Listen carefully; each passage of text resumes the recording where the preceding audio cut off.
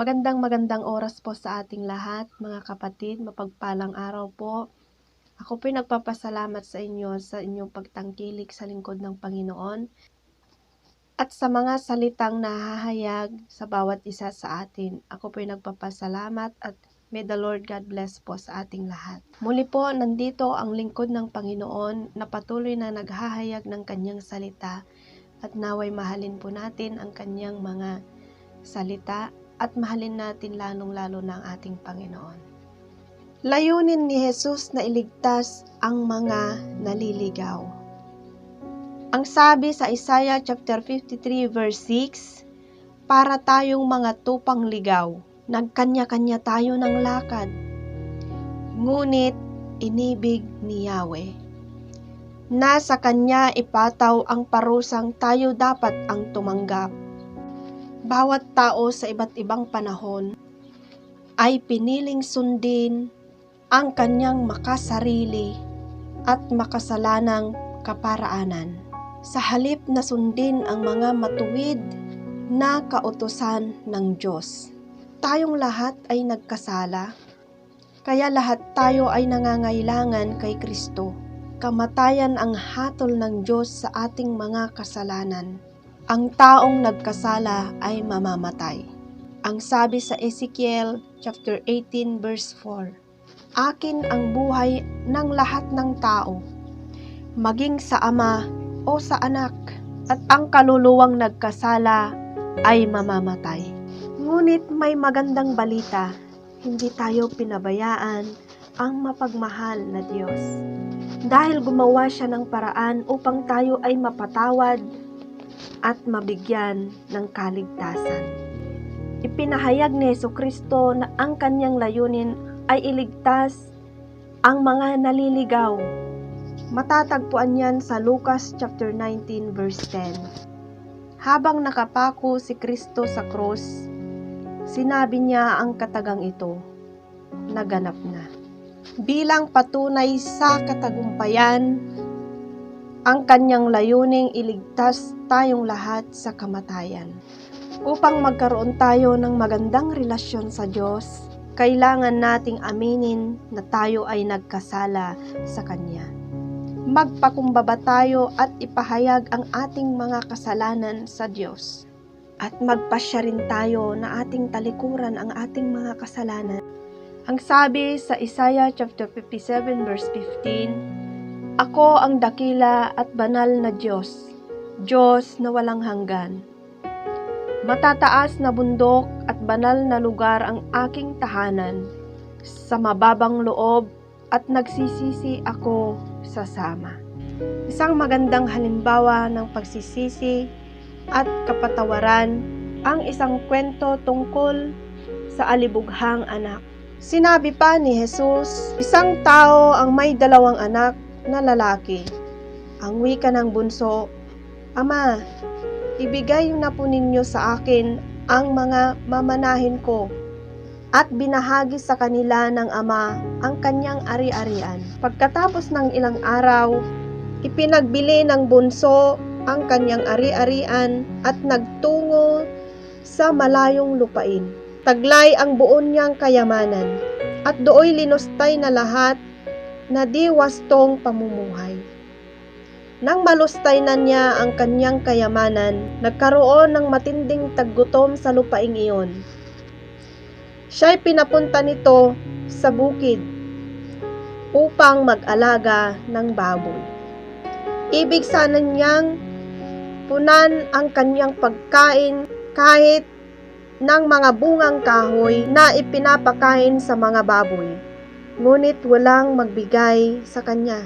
Nang mapag-isip-isip niya sa sarili, ang mga alila ng aking ama ay may sapat na pagkain at lumalabis pa, samantalang ako'y namamatay ng gutom dito. Babalik ako sa kanya at sasabihin ko, Ama, nagkasala po ako sa Diyos at sa iyo. Hindi na po ako karapat-dapat na tawagin ninyong anak. Ibilang na lamang ninyo ako na isa sa mga alila ninyo.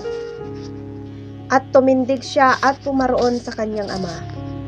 Malayo pa'y natataro na siya ng kanyang ama, at ito'y labis na nahabag sa kanya. Kaya't patakbo siyang sinalubong ng kanyang ama, niyakap at hinagkan, at sinabi ng anak, "Ama, nagkasala ako sa Diyos at sa iyo. Hindi na po ako karapat-dapat na tawagin ninyong anak." Ngunit tinawag ng ama ang kanyang mga alila. "Madali, dalhin niyo rito ang pinakamahusay na damit at isuot sa kanya. Suotan siya ng singsing at panyapak. Kunin ang pinakamatabang guya at patayin. Kumain tayo at magsaya, sapagkat namatay na ang anak kong ito, ngunit muling nabuhay. Nawala, ngunit nasumpungan, at sila'y nagsaya." Inubos ng bunsong anak ang kanyang kayamanan. Inubos niya sa hindi wastong pamumuhay. Nang mapag-isipan niyang siya ay nagkamali, mahal pa rin pala siya ng kanyang ama. Sa kabila ng pagiging suwail niya, lubusan siyang pinatawad at pinaghandaan pa ng kanyang ama ang kanyang pagbabalik. Tulad din ng ating Ama sa langit, minsan tayo ay mga suwail. Minsan ang gugustuhin natin ay ang ating pansarili lamang. Sinusunod natin ang ating mga layaw, ang dinidikta ng ating isipan at ang ating mga puso at katawan. Minsan, di natin pinapansin ang Panginoon. Minsan, hindi natin nakikita yung mga sakripisyo at pagmamahal ng Panginoon. Nagsakripisyo ang kanyang anak na si Jesus upang tayo ay maligtas.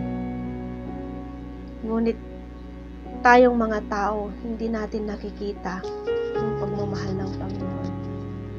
Tulad ng ginawa ng alibughang anak, nagiging ganun tayo minsan.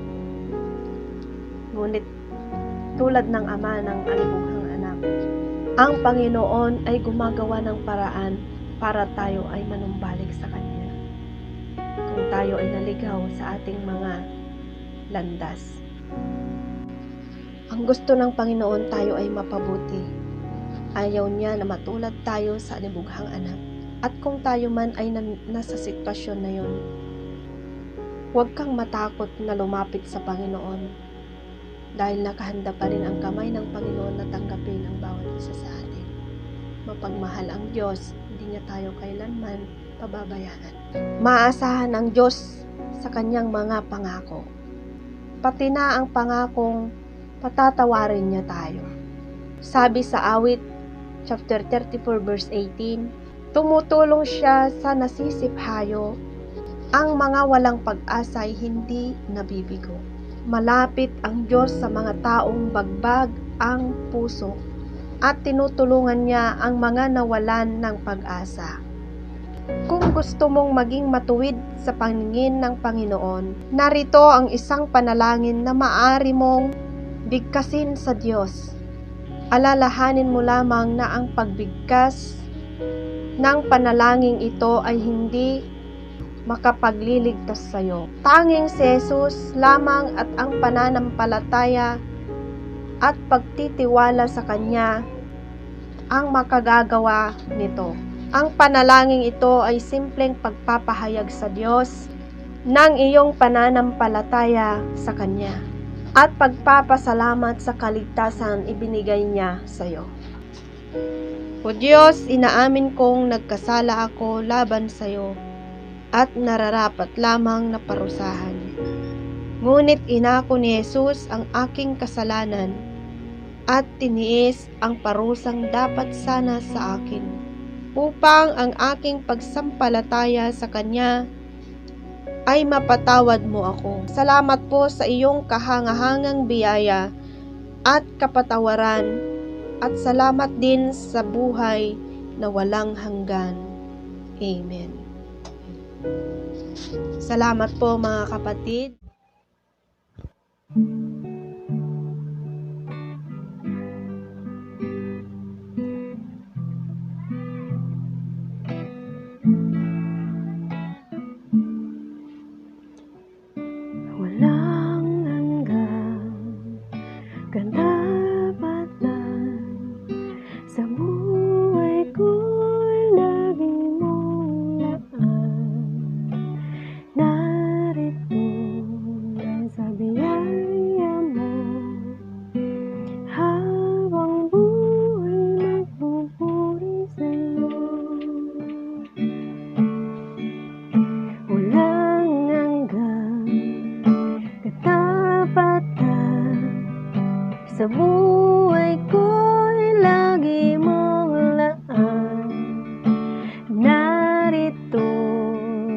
sa biyaya mo.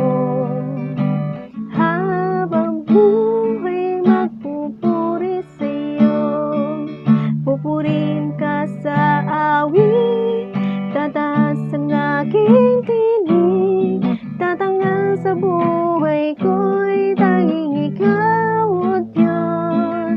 Higit pa sa kalangitan, ang iyong kaluwalhatian, kadakilaan mo'y magpakailanman.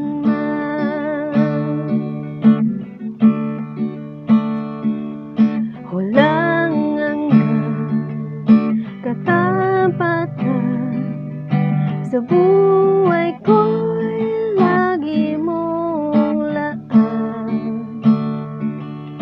Narito dahil sa biyaya mo, habang buhay magpupuri sa'yo, pupurihin ka sa awit, tataas ang aking tinig, tatanghal sa buhay ko'y tanging ikaw, O Diyos. Higit ba sa kalangitan, ang iyong kaluwalhatian, kadakilaan mo magpakailanman.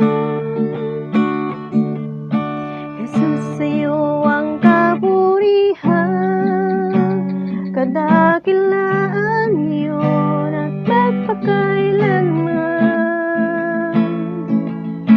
Jesus, sa'yo ang kapurihan, kadakilaan yun at magpakailanman.